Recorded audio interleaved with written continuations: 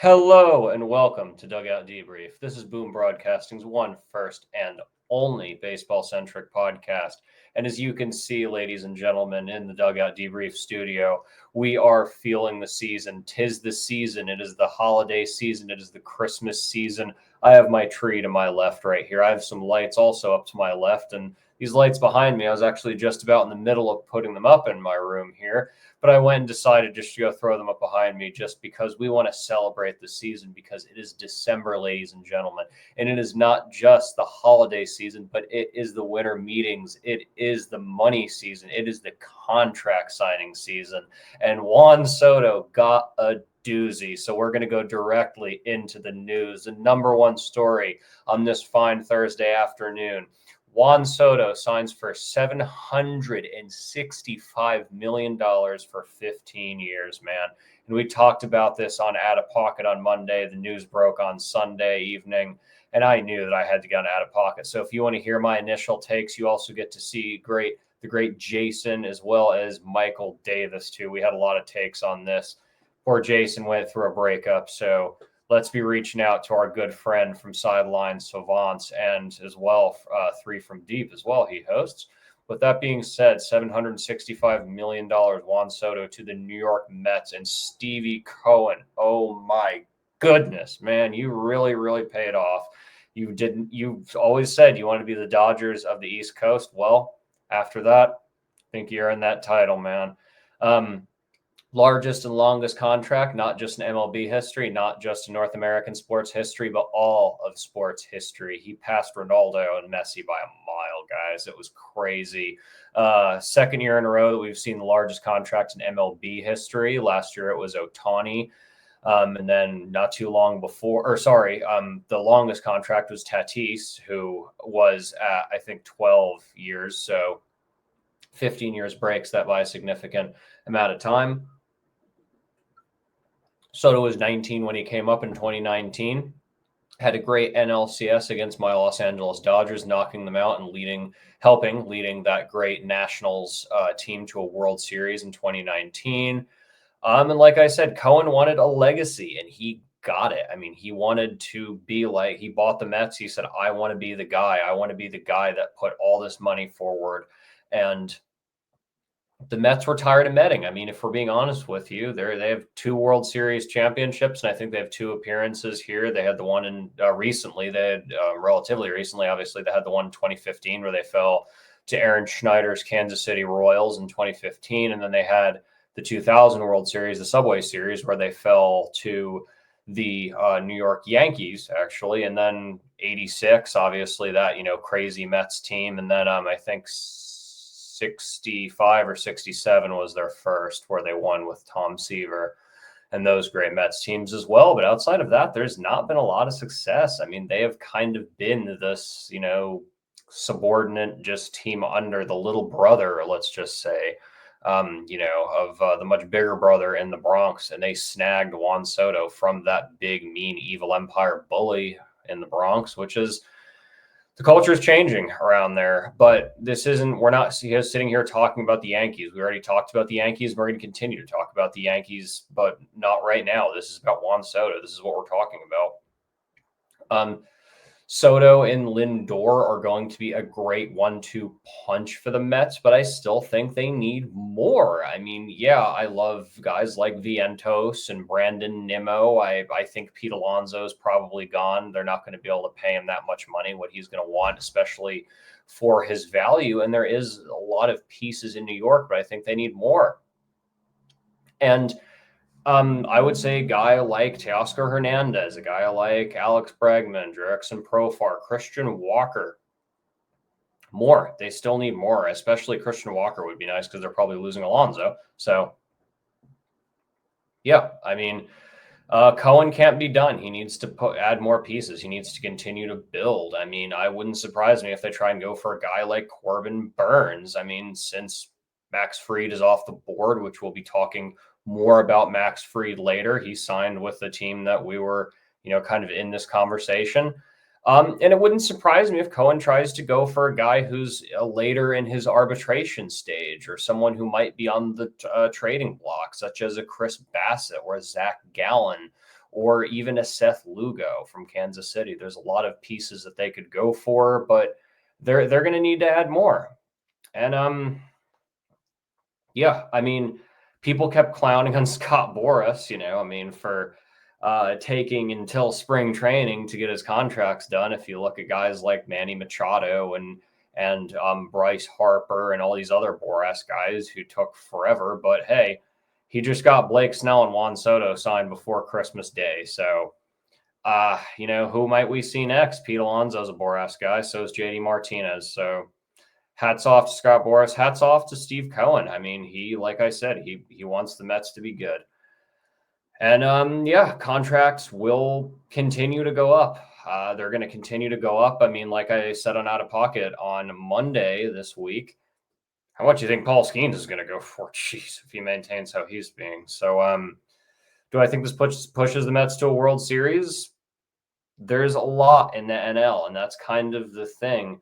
Is objectively, financially, it was a great decision, but when it comes to his chances of going back to the promised land of the World Series, I don't know. I mean, there's a lot in the NL still. And like we mentioned before, the Mets need more to get themselves past that hump. I mean, they took the Dodgers to 6 games, but those nasty Dodgers still exist. Those Phillies are in their division. Don't forget about Atlanta, too, who was really banged up this year, but still has a lot of great players, especially the Ozzy Albies and Ronald Acuna, who are going to be healthy here. And the Braves don't want to be barely squeaking in anymore.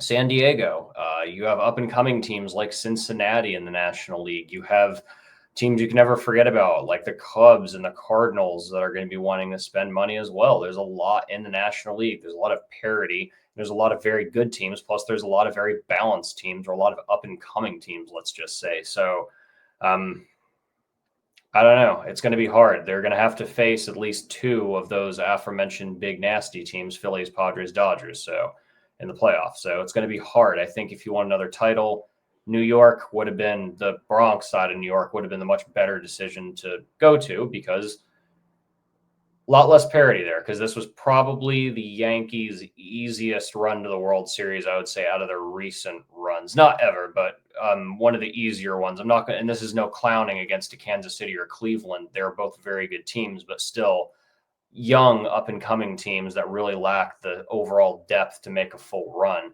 But once you're there, you're there. You always have a chance. I mean, New York was in every single game except one of them in this World Series, and once you're there, you're there. So I don't know. Will Juan Soto see another World Series? Put it down in the comments. But that being said, there's not much else to really say about it. I mean, biggest contract ever.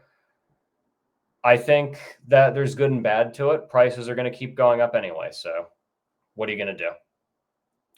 We have a lot of news. We have so much news. That's actually going to be majority of the show, ladies and gentlemen. We're going to be talking about the Royals and the Guardians today, but predominantly we're going to be talking about the news here. So we got Max Fried signs with the Yankees. He signs for $218 million for 5 years, and that's a hefty chunk of change, especially for a guy who's been banged up as he has been, but has been so good as he has been. The Yankees needed to make a quick move after Soto's departure, and Cashman is mad. He is really mad, so he'll be throwing money at anyone. I wouldn't be surprised if we see a Christian Walker offer. It wouldn't surprise me if we see an Alex Bregman offer. It wouldn't surprise me if we see a Corbin Burns offer. I mean, especially if the rotation was in the World Series.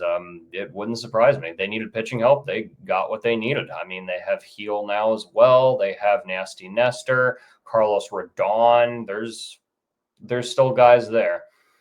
It has multiple wins, potentially a piece that can make them repeat as ALCS champions, and maybe even, again, anything can happen in the World Series. It wouldn't surprise me if New York is back there this coming year. We talked about that on the World Series review, on the season review of Dugout Debrief. So New York adds Max Fried. I think it was a good idea. Just health, that's a big concern, is his health. So we're going to go to my third discussion point here in the news, signings rather. Luis Severino signs with Oakland or Sacramento or just A's. I don't know, A's, whatever Fisher decides he wants to call them. Yeah, 3 years, $67 million, the biggest contract in Oakland A's history. And yeah, the year they leave Oakland. This is John Fisher's desperate attempt to legitimize the team. He knows that he is the laughing stock of the league, of the owners. The only person that supports him is Rob Manfred. And we know how we feel about Rob Manfred here on Dugout Debrief, ladies and gentlemen. Was it a bad idea? No, not by a mile. 1.6 WAR, 11-7 this year, 3.91 ERA, and 8 Ks per nine around that. So I think that was pretty darn good. He's just trying to make a small fix to a problem. I mean, it's like picture you're on a boat and you have an enormous hole in your hull, but you have a little hole right at the front, and you just kind of put a little band-aid on that. And I mean, it's a trend in the right direction, but he's going to be playing in a AAA stadium. But we've already talked about that. We know our opinion on the Oakland should be A's, but who knows if they'll even have a ballpark the next few years. Both that being said, we're going to move on to Michael Davis's team, another AL West team. We got Nathan Eovaldi staying in Arlington, staying with the Texas Rangers in a 3-year, $75 million deal. I think that's a great deal for Eovaldi. Smart move. Hopefully healthy next year. Hopefully a healthy rotation for those Rangers. I mean, Max Scherzer, John Gray, Jacob deGrom, when they're healthy, that is a top 10 rotation now, especially re-adding Nathan Eovaldi. But when they are not healthy, they are a bottom 10, if not bottom 5 rotation. So that's what made them miss the playoffs this year, was not being healthy. It wouldn't surprise me if they spend money on a bullpen piece too. Maybe a DeSclafani, maybe a Tanner Scott, maybe a Daniel Bard, even just something. I mean, Texas needs. I mean, the bullpen got them to that World Series the last year, but it didn't this year. So there's a lot. It improves their chances of getting back into October and even November with that weaker American League. This is a weaker American League. We already, talked about that with New York. Texas could definitely compete in that division, especially with Houston kind of being on the downturn. So I definitely see Texas being able to win that division with a healthy rotation. And, you can't forget about that batting order too, with Dolis Garcia, who had a down year, and Corey Seager. But I'm excited to see the Rangers here in 2025, ladies and gentlemen. And we're moving more into the more recent signings or trades, rather. This one's a trade we're about to talk about. Here's Garrett Crochet signs with is traded to the Boston Red Sox. He went 6-12 with a 1.4 WAR, 3.58 ERA, 209 strikeouts, 1.068 WHIP, and a 2.69. Fantastic FIP. Geez, I didn't even realize how good that was. And don't forget about that 12 Ks per nine. That was great too. Don't let the wins and losses fool you because they were the worst team in MLB history. I mean, you can only do so much. You could, in theory, pitch a perfect game have a perfect game going into the ninth, still be getting shut out, and then give up a home run, and that's it. And that's really not the pitcher's fault. That's on the bats for just not coming through. It's the White Sox. We've already talked about them. We're not going to talk about them too much outside of what they get in return. Red Sox finally made a move. They needed to make a move to contend with the improving New York and the improving Baltimore, young talent with Baltimore.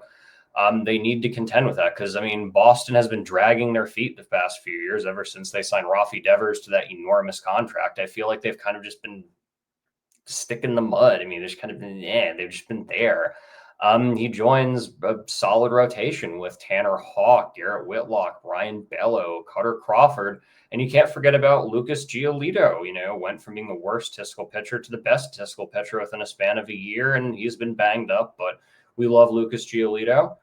But White Sox get the Red Sox 25th overall pick, Kyle Teal, the 25th overall prospect, Kyle Teal. I believe he's the fifth ranked prospect in the Red Sox organization. So the White Sox get a catcher. They get the 54th overall prospect, outfielder Brandon Montgomery, infielder Chase Midroth, and a right-handed pitcher, Wilkman Gonzalez. So some pitching depth, some infield depth, and I think it was a good move by the Red Sox. I mean, a much better rotation.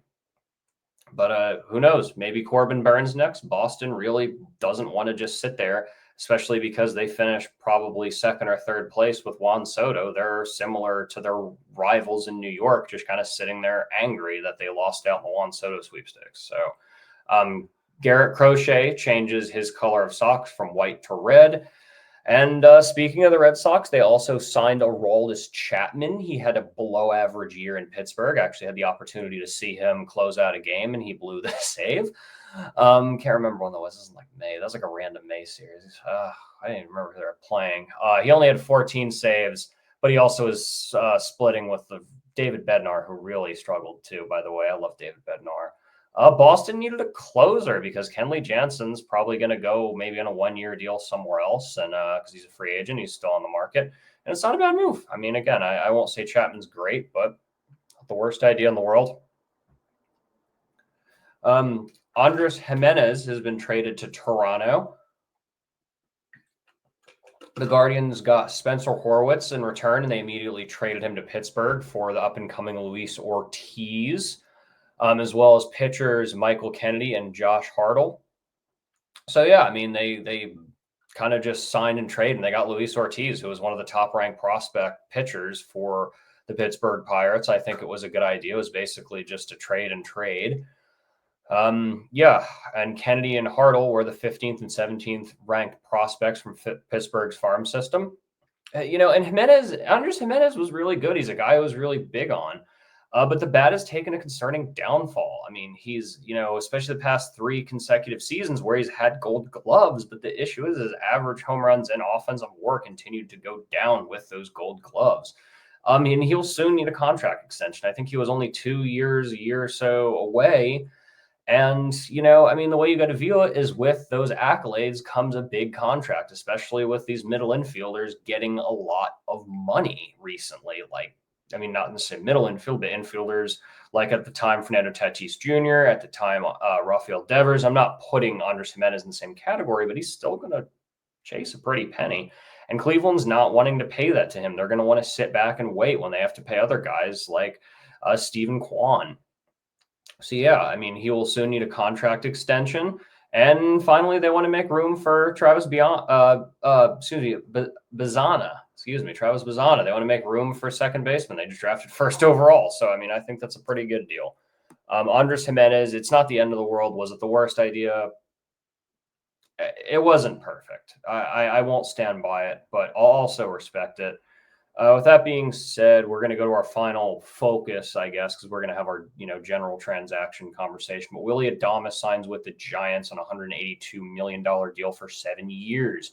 And the Giants are trying to keep pace with LA and San Diego, who had really good years consistently. And the Giants have not since 2021. They've really just kind of been lackluster. Buster Posey seems adamant in keeping the Giants relevant. I respect it. They need more talent. Obviously, they need more pieces to build around, but Adames helps bring in more talent. He's a flashy guy. He's a clubhouse guy. He's a popular guy in the league, and I think he'll bring in more. With that being said, we're about to wrap up this news segment. This took us almost 20 minutes, which is, usually we're about 25 minutes on the show. We're going to be a little bit longer this week, ladies and gentlemen, because we haven't even got to our main topic, which will be pretty brief, but other notable transactions, Jake Berger was traded to the Texas Rangers. Jacob Nottingham signs with the Seattle Mariners. The Dodgers re-signed Blake Trinan. I really like that, by the way. Bullpen. I've been screaming that from the top of the roof. Speaking of bullpen, Jordan Romero signs with the Philadelphia Phillies, and I think that means that the big man Alvarado is probably gone. So I like Alvarado, but Dodgers should go. I love that. Matthew Boyd signed with the Chicago Cubs. Connor Capel, one of my favorite people to use in the Immaculate Grid because everybody forgets he exists, signed with the Atlanta Braves. Let's see what else we got here. Here's a weird one, by the way. The Tigers DFA'd Akil Baddoo. That was not something I expected. I was really big on Akil Baddoo a few years ago, but yeah, he got DFA'd. I actually went out of my way to go to a Tigers and Pirates game on a random Wednesday afternoon just to see Akil Baddoo start a game in center field, by the way. Fun fact. But yeah, got DFA'd. Hope he finds a future somewhere else where he can live up to the expectations he was once at. He had a great start to his career. Geez. Yeah, he batted 137 and had a negative half WAR this year. So I get why they DFA'd him because he's not great this year, and that glove kind of went away. But what are you going to do? Finally, Austin Nola signs with the Colorado Rockies. So those are your general transactions, ladies and gentlemen. And finally, at the 20-minute and 10-second mark, what a free agent frenzy, bonanza, whatever you want to call it. Took us 20 minutes. I'm almost out of breath already, ladies and gentlemen. So, Cleveland Guardians. We talked about 3 teams in the AL Central last week. We're going to talk about 2 teams because there are 5 teams in this division. So, I love the Guardians 2024, man. I loved them. Great run to the ALCS. They played the Yankees fantastic.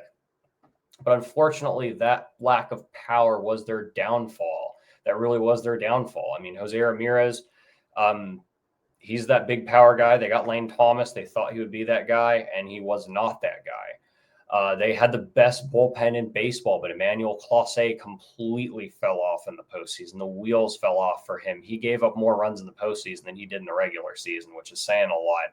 And Clase will bounce back. I'm not worried about that.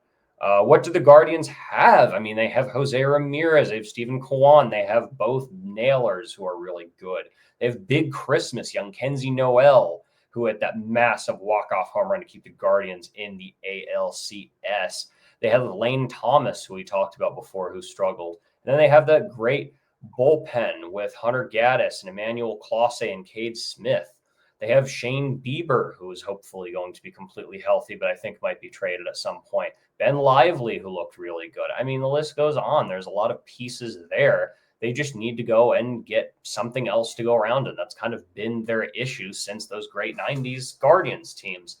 I mean, there were fantastic teams back then, those Guardians teams in the early 2000s and mid to late 90s. But again, they just couldn't get over the hump. And if you really think about it, that was the last time that they really had multiple superstars on their roster at the same time. I mean, now obviously they have Jose Ramirez, but they've not really had multiple superstars, and I don't see them going and doing that, especially with a lot of these guys already off the board. I mean, they weren't in the Juan Soto sweepstakes at any point, but I think that they should go for a power guy like Anthony Rizzo, Yohan Moncada, who kind of struggled, JD Martinez, who had another really solid year, even Anthony Santander.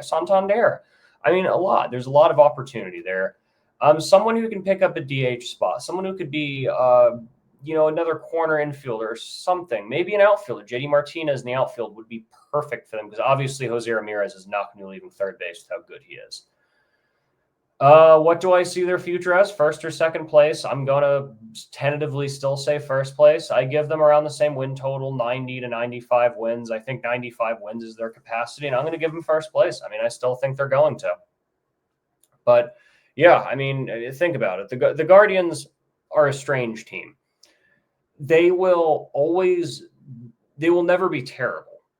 They will always be good, and this roster is going to be there for a while, and that's why I think trading Andres Giminez wasn't the worst decision because he was probably the closest to being gone.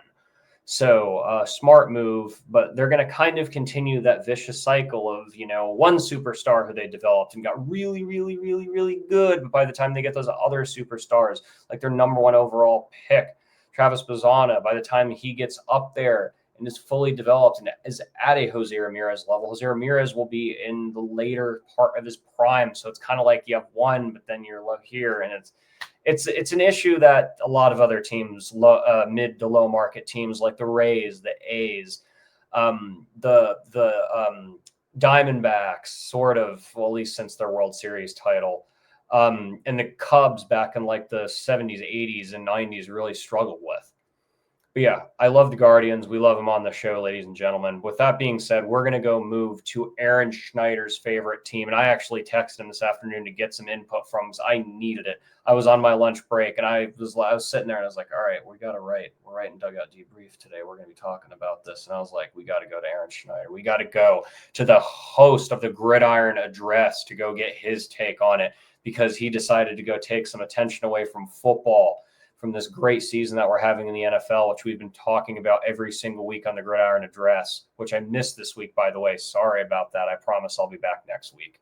But had some personal stuff, so no DeLuke on Gridiron Address, but he'll be back to discuss the Steelers and Eagles game. Trust me, we're going to want to talk about that.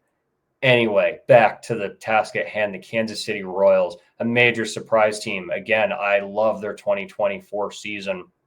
Fantastic rotation, put up a good fight against those New York Yankees, but the lack of depth is what killed them. The lack of depth is what concerns me in 2025, ladies and gentlemen. Bobby Witt Jr. is a fantastic infielder. He is going to be a superstar in this league for years and years to come, and I think he might be a lifetime Royal, guys. He just kind of lives and breathes that team.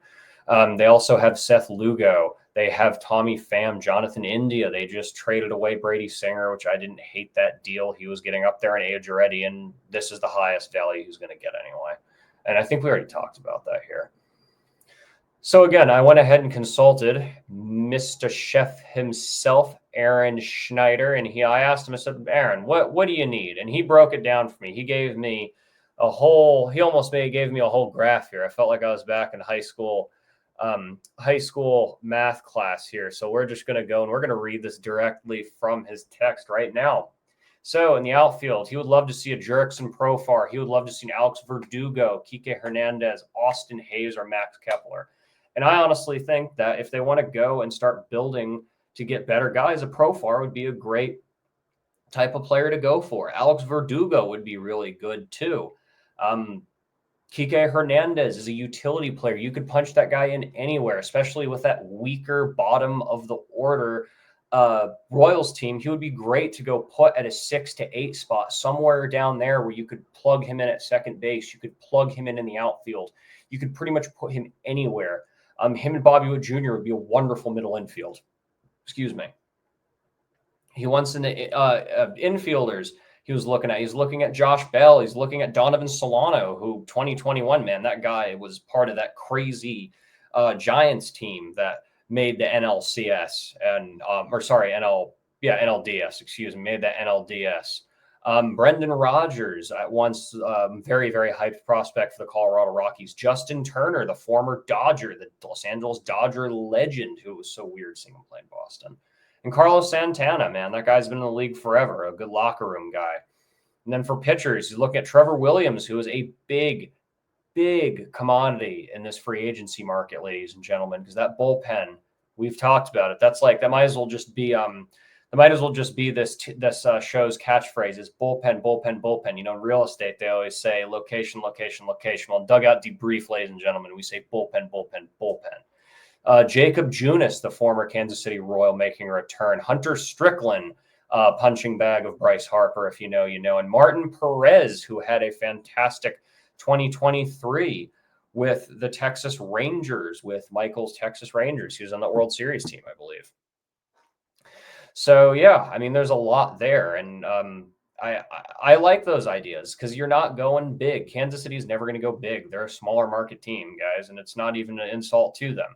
But I think that they're going to go for a few of those guys. Thanks again, Aaron Schneider, for basically wrote this part of the segment. So shout out to him. Make sure to go ahead and watch the Gridiron Address with the great Aaron Schneider. So what is their future? What do I think the Kansas City Royals are going to be doing? There's lots of room for improvement, and there's lots of room for disprovement. That ceiling is through the roof, all the way into the sky, 30,000 feet as high as the Jets fly, but that ceiling is all the way down to that floor is all the way down to the Earth's core. Ceiling up there, floor down here, and it's about 1,000,000 degrees of separation, 1,000,000 trillion feet of separation. I think that they're second place at best. I think they're fourth place at worst. I'm going to say 85 to 89 wins at best. At worst, 70 wins. I'm giving them second place, though. I think they finish in front of the Twins. I think that they have more, and I think they have more motivation, to be honest with you. They just seem like they have more life in them. I hope to see the Royals back in the playoffs. I would love to see it. I would love to see them make a run to the ALCS, just like the Guardians did this year. Maybe even the World Series for the first time since 2015. Who knows? Maybe we'll have a rematch of the 2015 World Series, except it'll be Juan Soto strike out down the World Series. Nah, probably not going to happen. But that being said, we're about to hit this 30-minute mark, so we're going to go get into our trivia question of the week. Last week considered to be the most impossible feat, and it has only been done because it's only been done once. Who is the only player to hit 2 grand slams in 1 inning? And I'll give you a hint before I give you the answer if you're still here, still watching after 30 minutes, and you watched all Dugout Debrief last Thursday. His son's pretty darn good. His son might be better than him, but his son didn't hit 2 grand slams in 1 inning. It is Fernando Tatis Sr. who did it. Fernando Tatis Sr. is the only player in MLB history to hit 2 grand slams in 1 inning, and that is more rare than a no-hitter, perfect game, all that combined, which is just crazy. Or on a system triple play, which only happened like, I think, 12 times, something like that. So with that being said, I'm trying to go ahead and wrap this up here. So this week's trivia question is, Colorado football coach and famous two-sport athlete Deion Sanders famously played in the MLB and NFL, sort of on the same day as well, depending on who you ask. We know him as a cornerback in football, but what position did he play in baseball? I think that's a pretty easy one. So without Googling, Colorado football coach, dual sport athlete Deion Sanders played cornerback in football. We know that we talk a lot of football here on Boom Broadcasting, but what position did he play in baseball? You got a week to figure it out, and I'll give you a little bonus points if you tell me at least a few of the teams he played for. I think he played for 4 or 5. But if you can at least name 1 or 2 of them, you get bonus points in my heart. So with that being said, ladies and gentlemen, at 31 minutes and 17 seconds, we are wrapping up Dugout Debrief, ladies and gentlemen. Make sure to subscribe to Boom Broadcasting, the best up-and-coming sports YouTube channel on the internet. Subscribe to us on TikTok. Follow us on Twitter, Facebook. We're everywhere. Make sure to tune into Out of Pocket. I was just on there on Monday talking about this crazy Juan Soto deal. Make sure to watch Quick Hits with Podcast Smitty. He had some opinions on the Juan Soto deal as well. If you like the NBA, we have a new NBA show called 3 from Deep with Jason. Make sure to watch Sideline Savants also with Jason and Wayne, because I'm 7-7 and I'm in the fantasy football playoffs. And I want to thank Jason and Wayne for that, dragging my team's corpse to the playoffs. I'm going to get absolutely eliminated, absolutely destroyed in the first round. And make sure to obviously watch the Gridiron Address every single Sunday between the 4 o'clock games and Sunday night football right around 7:45. With that being said, ladies and gentlemen, I hope you have a fantastic week.